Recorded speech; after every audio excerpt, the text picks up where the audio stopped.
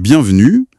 Aujourd'hui, on se plonge dans une source un peu particulière, des extraits d'un texte, le roman des années de sang.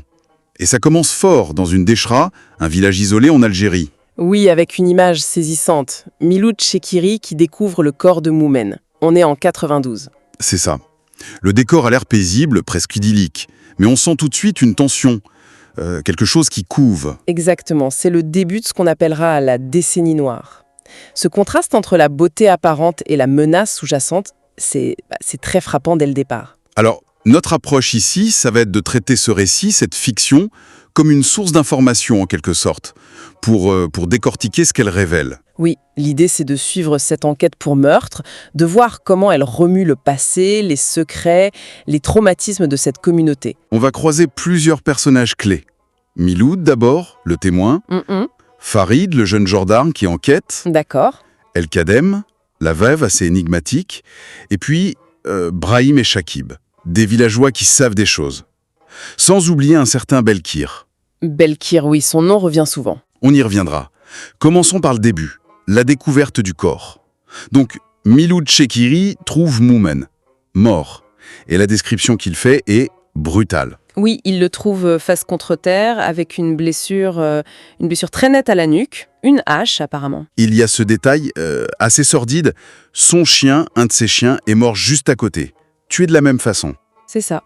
Et Miloud, ce n'est pas n'importe qui dans le village. C'est un ancien, respecté, il est resté pendant les années difficiles, il a vu les choses changer. Il a vu la solidarité partir en fumée, l'arrivée du terrorisme, même les problèmes d'eau avec la source El Ain. Tout à fait. C'est un observateur lucide, mais aussi un peu amer, méfiant. Il a eu des démêlés injustes avec la justice lui-même, donc il se méfie. D'ailleurs, quand les gendarmes arrivent, on sent cette méfiance. Oui. Face à lui, il y a Farid, jeune officier, mais il est du coin. Il connaît la mentalité, il sait que les silences pèsent lourd là-bas. Il sait qu'il ne faut pas brusquer les choses. L'enquête s'annonce compliquée, pas une affaire ordinaire. Clairement. Et c'est la discussion entre Farid et Miloud qui va vraiment lancer l'affaire.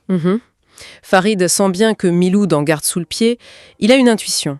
Alors il change d'approche. Il va le voir chez lui, en civil, plus tard, pour essayer de le mettre en confiance. Et ça marche. Oui. Miloud finit par lâcher le morceau. Ce qui le perturbe au plus haut point, c'est que ce meurtre lui rappelle terriblement deux autres affaires. Ah oui, hein. Deux meurtres non résolus de 1995, ceux de Ben Slimane et de Mohamed Seguir, dans le même coin. Et qu'est-ce qui le trouble exactement ? La mise en scène, c'est quasi identique. Le coup de hache à la nuque, le corps face contre terre, les bras en croix, la position des jambes. Incroyable. Et même le détail du chien tué à côté. C'est une signature en fait. Là, l'enquête prend une toute autre dimension. C'est plus un crime isolé, c'est un écho direct des années de plomb. Le passé qui ressurgit de façon brutale. Exactement. Le présent est hanté par ces fantômes, cette violence qui n'a jamais été vraiment résolue. L'enquête devient beaucoup plus profonde, forcément. Du coup, pour comprendre ce qui s'est passé en 92, il faut regarder en arrière et s'intéresser à la victime, qui était Moumen. Alors, le texte le décrit comme un étranger au village. Il est arrivé une douzaine d'années avant, avec une certaine aisance financière, mais... Mais personne ne sait vraiment d'où vient cet argent, c'est ça, hein. C'est ça, c'est opaque. Et sa veuve, El Kadem, elle donne des infos, mais au compte-gouttes. Elle parle de son enfance difficile, c'est ça, fils de collaborateur présumé pendant la guerre. Oui, une sorte de blessure originelle qui aurait forgé, selon elle, un caractère revanchard. C'est le mot qu'elle utilise. Elle évoque aussi un passé de petit délinquant à Tlemcen, pickpocket, avec un certain Mokhtar, puis un gang. Et puis, il y a ces absences, longues absences pendant la décennie noire, surtout entre 94 et 97. Absence qui coïncide avec une sorte de radicalisation, un changement de comportement. Elle reste très vague là-dessus. Et El Kadem elle-même, son histoire n'est pas simple non plus. Mariage arrangé jeune, veuve très tôt, mise à l'écart. Avant de rencontrer Moumen, leur relation, au début, c'était peut-être un refuge pour elle, hein. Peut-être, mais ça s'est dégradé. Surtout après les absences de Moumen, sa transformation pendant ces années-là. Elle s'est éloignée en quelque sorte. Il y a ce passage fort, son monologue intérieur près du corps. Oui, très révélateur. Elle le voit comme un vénard, mais aussi comme quelqu'un d'intempestif, coléreux et surtout revanchard. Elle semble lucide sur sa vraie nature, mais résignée. Sa priorité, c'est ses enfants. Et c'est sans doute ça qui explique pourquoi elle parle aussi peu à Farid. Elle a peur de la vérité. Donc, tout s'imbrique, les traumatismes personnels, l'histoire collective violente, le silence, le secret, c'est pas juste des traits de caractère, c'est presque une stratégie de survie dans ce contexte. Et pour l'enquêteur, Farid, c'est un vrai casse-tête. Comment démêler le vrai du faux dans cette atmosphère de méfiance? C'est le défi majeur, oui. Distinguer les faits, des souvenirs, des peurs, des interprétations. L'enquête patine un peu jusqu'à ce que la parole circule. Mais en dehors des canaux officiels. Ah, Dans le village lui-même. oui. C'est Brahimatou, le voisin de Moumen. Il craque. Il a des remords de ne pas avoir tout dit aux gendarmes. Et il va voir qui? Il va voir Milou, la figure de confiance. D'accord. Et qu'est-ce qu'il raconte? Il révèle avoir été témoin d'une dispute très très violente entre Moumen et un visiteur, quelques jours seulement avant le meurtre. Un visiteur, hein? Identifié? Oui, Moumen lui a dit après que c'était Belrire de Sidi Bel Abbès. Tiens, encore lui, Bel rire. Et pourquoi ils se disputaient? l'argent. Belrire réclamait de l'argent, beaucoup d'argent. Apparemment, c'était lié à 3 camarades morts dont les familles n'avaient jamais rien touché. Ah, ça devient intéressant. Une histoire de dette, de trahison peut-être? Belrire accusait Moumen de machéhutes, de les avoir roulés dans la farine. On a un mobile potentiel là, hein. Très clairement ancré dans un passé trouble. Et Brahim, il dit autre chose? Oui, un autre détail crucial. Il se souvient avoir déjà vu ce Belrire, Avec qui? avec Shakib Seguir. Shakib Seguir. Attendez, le fils de Mohamed Seguir? Une des victimes de 95. Exactement. Le lien se précise dangereusement. Là, ça commence vraiment à faire sens. Alors Miloud Ebrahim décide d'aller voir Shakib. J'imagine qu'il est pas très chaud pour parler au début. Non, méfiant, sur la défensive.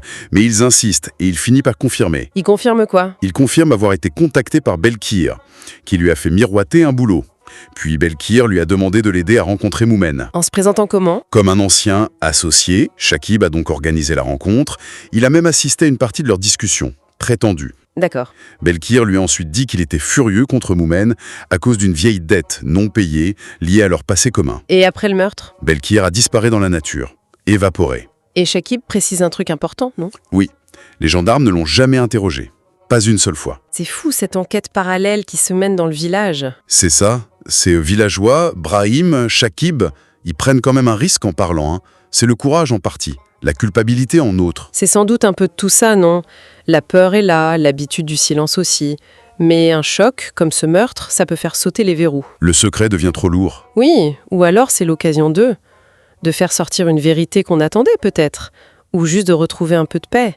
La culpabilité individuelle, la pression du groupe, ça réactive la circulation de l'info, même si c'est dangereux. En tout cas, avec ces témoignages qui se recoupent, Miloud sait qu'il a de quoi retourner voir Farid. Et là, Farid tient enfin une piste solide, un suspect.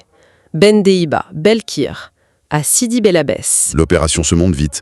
Farid contacte son collègue Salim là-bas. Il localise Belkir.